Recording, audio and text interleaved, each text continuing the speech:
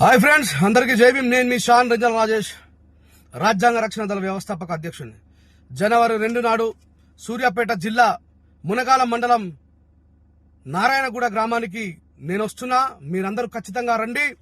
మరి కులం చేస్తున్నటువంటి దురంకార చర్యలపైన ప్రభుత్వం కఠినంగా చర్యలు తీసుకునేంత వరకు ప్రజాస్వామ్య ఉద్యమాలు నిలబెడదాం.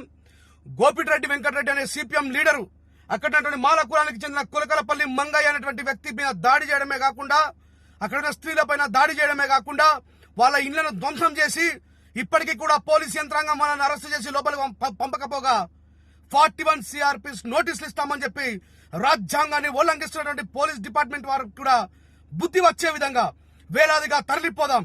మాలల్ని మాదిగల్ని ముక్త కంఠంతో ఒకరి తర్వాత ఒకరిని చంపేస్తూ ఇలా హింసిస్తున్న వాళ్ళపైన ఖచ్చితంగా ప్రజాస్వామ్య పోరాటంతో బదులు చెప్దాం.